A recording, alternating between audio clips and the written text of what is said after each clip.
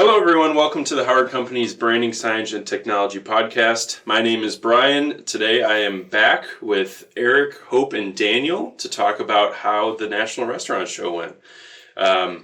So we're kind of just going to run through just a brief recap of how the show went, what were some of the common trends from the show, conversations, questions, whatnot. So before we jump into the more technical conversation, I'm interested to know, the big convention center that McCormick Place is. Huge. What was the favorite thing you ate during your time at the show?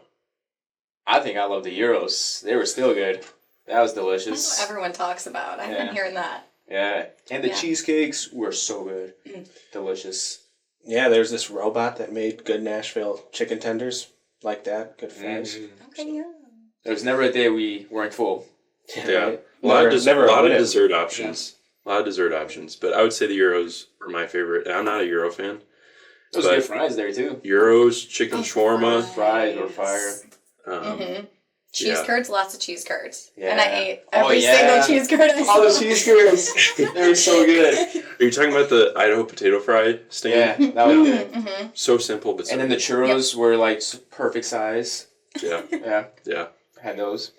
Yeah, a lot of sweets. But so many sweets. There's so many things where towards the end of the show, you're just wishing to make a meal yourself again. Absolutely. I was just... Yeah, so true. Mm-hmm. But, okay, so let's jump into how the show went. So the restaurant show, it sees a lot of different types of brands, restaurants, convenience stores, schools, of all sizes, number of units. For a lot of the people that are getting into technology for the first time, digital displays, and they're overwhelmed by all the different options they see, solutions, what would you tell those people who are overwhelmed by this whole landscape and all these solutions? Yeah, I would just say set down your goals for what you want your drive-thru or interior to look like, and then talk to professionals in that field so that they can learn about your vision, collaborate on your vision, and then figure out a good plan for you to get what you want in your drive-thru or inside your restaurant. Wow, that's it. Yeah. So, Erik, from your standpoint, both NRA and we were both at Mertech, it is very clear that kiosks and AI are king and just a very big trend right now. Yeah. Talking to those two types of solutions, people that are overwhelmed by those two types and they might even have digital right now, but how do they start to incorporate kiosks and AI and not feel like they're being behind the competition? Well, I think to Danny's point is just what do you want to accomplish with your restaurant? And if it's something with kiosk, definitely talk to a professional and just understand what the capabilities are so that either you move forward with that solution or you just put it on the back burner until you're ready for it. Same with AI. I mean, that's something that's so early on. So a smaller company probably is not going to move forward with AI solution, but something like an enterprise restaurant may do that because they want to be at the forefront of that new technology and be remembered as some of the people that did it first. Yeah. Hope, from your standpoint, not even talking about digital, but we had a bunch of different branding signage solutions in our booth from indoor and outdoor. If somebody's opening a new restaurant for the first time and they don't know where to start as far as signage goes, what would be your advice to kind of keep them at ease along the way? Yeah, I think, and Daniel, you can help me out with this one too. If you're starting out, what is the best place to start looking? I'd say look at different locations around you, go to a McDonald's nearby or go to a local mom and pop restaurant that's popular and see what they have in place. Take some ideas from them because they're successful, and then implement that into your own restaurant. Yeah, that's what I think you should do. And no, like Erik said, you don't have to start with the kiosks and with these big grand digital signages. You can start with our benchmark magnetic boards. You can start with a static backlit board. Yeah. I think going off of it too is some people have this idea of a vision, and they're like, well, I haven't seen that out in the field. I haven't seen, like one of the solutions we had in the booth was kind of a 3D multi-dimensional sign above our kiosk. It was all, printed, static. None of it was digital. It's like, oh, I've never seen that. Or, that's the thing I'm thinking about. It's more about, bring it up to us. If it's a custom project, our team makes it work. We talk to our engineers about those types of things, and just start the discussion. But if there's something that you're thinking about that you haven't seen in the field, definitely bring it up. Kind of, kiosk and AI can be, a major part of this. But what is a solution that you might have seen at the show or was abundant at the show that restaurant operators, convenience store operators should be paying attention to, that's really going to change the game in the industry within the next couple of years? That's a good question. It's a really good question. Kiosk, for sure. I mean, that's going to be the game changer. Other than that, just more efficiencies operationally. So like in the back, maybe you have AI headsets telling the employee how to make a certain food so that you can have more not turnover, but like you can have more efficiencies there. So that'd be probably something. Yeah, there's a lot of companies that did first party ordering, which is online ordering for restaurants. Mm-hmm. And I think that's a really big way to grow revenue because it's just giving your customers more ways to order your food. So I would look into setting up your store to have absolutely more ways to order food, the most efficient first party ordering setup as possible. Yeah, you're starting to see multi-lane drive-thrus have designated lanes for DoorDash and Uber Eats and all those. It's amazing. Yeah, I would say definitely kiosks across many different markets. Mm-hmm. So, not necessarily talking about the solutions at the show, but maybe some of our solutions, what we offer, anything as far as branding, signage, and technology. As far as business operators go, store operators go, some of the three biggest things that they're looking to always get better at is how to improve the customer experience, how do you increase traffic, and then how do you increase the ticket sales and value. So how can they do maybe each of those three things through branding, signage, and technology? Great questions, by the way. Yeah. So we can kind of break that down. Let's start with customer experience. How can you do that with signage? With signage, I think digital menu boards help a lot. If you have a great customer experience, for me, it's I know what the restaurant has, and then it's even better if I get the order right. So that'd probably be, I don't know, from a kiosk. Yeah.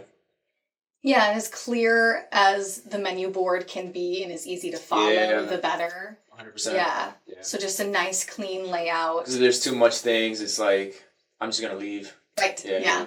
Or you can't read the print. Yeah. It's like, even it's like wayfinding through digital. Like we had some of those in our booth, but I think again going back to kiosks, it's implementing ways that the customer prefers to order, whether it's self-ordering, the old traditional way of being at the counter. But what about increasing traffic?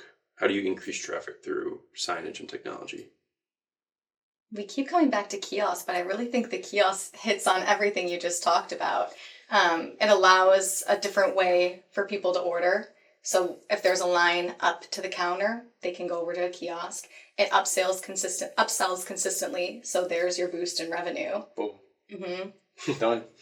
Period. Period. Okay, and then increasing ticket sales. Boom. Kiosks do a big thing with that. Period. But as far as maybe think about the design of menu boards, how can you increase the ticket sales of what people are ordering just through what your menu board's showing? Man, I wish we had a webinar about this. That'd be great. Just do your 3-hour pitch right now. No. Well, I think if you put like the high margin items in big locations or for the customers to see, that'd probably increase revenue, right? Yeah. For sure. Yeah. I agree. Yeah. Period. I think another benefit of digital menu boards are you can change pricing pretty easily. So like if your ground beef supplier's price goes up, you can change the price to match that. Like that. Yeah. Instantaneously across all locations. Switch through LTOs, totally. So that's what I think. I would say, kind of looking back on all three of these points, customer experience, traffic, ticket sales, I think aside from kiosks, one solution that is kind of not as well known about is a pre-sale board. Yes. It increases traffic because you kind of give a glimpse into what your menu holds, or if you want to show LTOs, but also increase ticket sales on those LTOs, those daily specials, if you're day partying. And then those two things collectively will improve the customer experience. There's obviously quite a few companies in our industry that do signage, digital displays. For someone that attended the show, they visit all these booths, they have notes. How should they start researching what to do next? And then on top of that, how do we differ from others? What's our differentiation from other companies in this space? We've been doing it for like 70 years, right? So we've got some experience. We've done it with a bunch of brands, so we've got that experience. Yeah, I think a big thing that differs with us is we've got a team that's going to be dedicated to working with you. Like Eric's a digital support guy. Digital nerd. And then we've got a design team member that's going to be dedicated to installation person that's going to be dedicated. So there's multiple people in our company other than just the sales guy that wants to see you succeed. And I think that's a really big thing. Yeah, I think just pitching that we are a one-stop shop in all the departments that we have, install design and all that, on top of everything that we can offer them.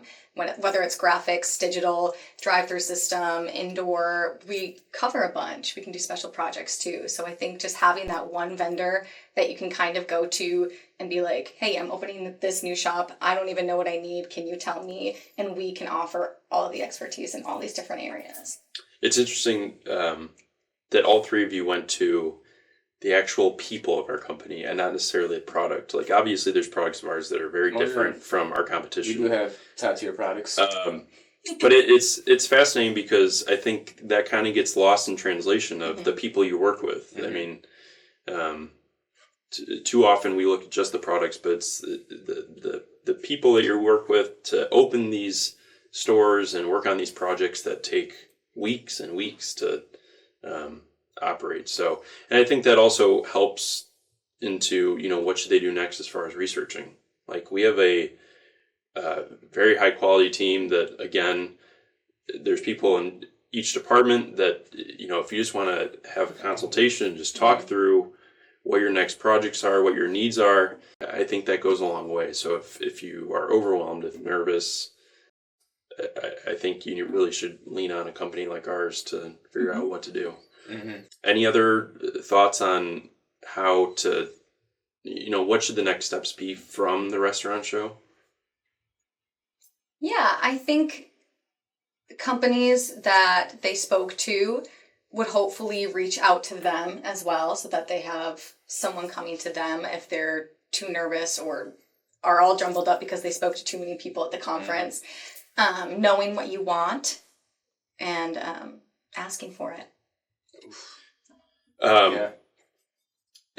Daniel, and I hope you can chime in on this, but Eric, so, we talk a lot about overwhelming and nerves, and that usually tends to tie more with, your independent restaurants who are new to the restaurant game. They have a couple of locations, but kind of going to the national chains, they have many locations. They talk to these companies at the restaurant show. They're organizing their notes. What are some key things that they should be taking from the show to further their projects along? I think the biggest thing is who's a company that can scale with them. That would probably be the biggest bet. For an enterprise restaurant, they're going to continue to grow, and they want to partner with people that are scalable in such a way that they can continue to grow with them. So I think that's going to be the biggest thing for them. And I think that helps as far as our differentiation, the integration part of what we do of being integrators with so many different technology, software, hardware companies to figure out the best solution for you. We put them all on the table, and whatever you like, we'll kind of make a project out of it. So, sweet, great conversation. Let's get to a fun question. These were fun. These were all fun. These were fun. NRA is very fun. It's the best time to go. It's not fun. But okay, so non-work related question then. Okay. Oh, Okay, so you have a weekend of no plans. All right, know where I'm I'm going. on the edge of my seat. What's Yeah. next? What do you do with your time? And we're kind of we're starting into these summer months. Mhm. What is a event in Wisconsin or the Milwaukee area that you always look forward to every summer that might kind of be under the radar for most people that you would encourage people to check out? For me, golf. If I have no plans, I just want to golf all weekend. An event is EAA in Oshkosh. It's pretty sweet. What is it? Yeah. What is that? Yeah, it's like a bunch of different planes and military Oh. Oh, planes. yeah. Go up to the That is Oshkosh pretty airport. cool. And they Yeah. do shows, and it's pretty sweet. Yeah. When is that one again?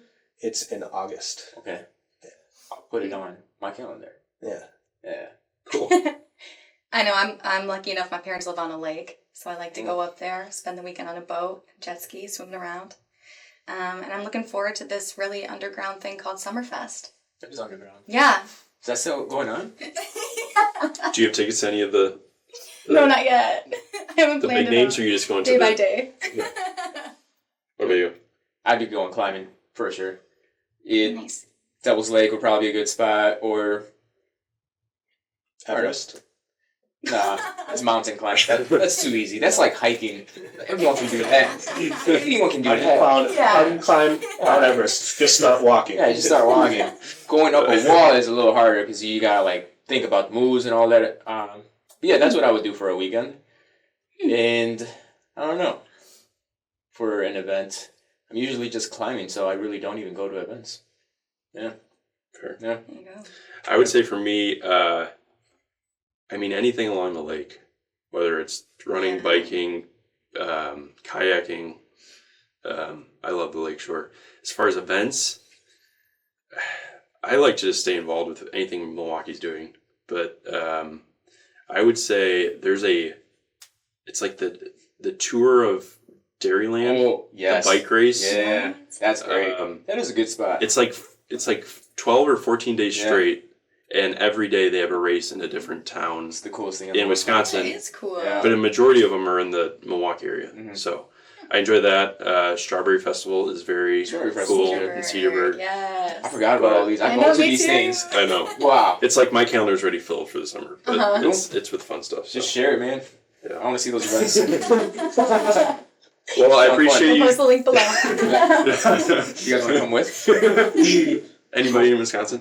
Well, I appreciate you taking the time to join me again. I thought the show went very well, and Booth all was of great. all of you had a big role in Yeah. making the Heck show yeah. awesome. So we'll see you next time. If you have any questions, please reach out to us. Thanks.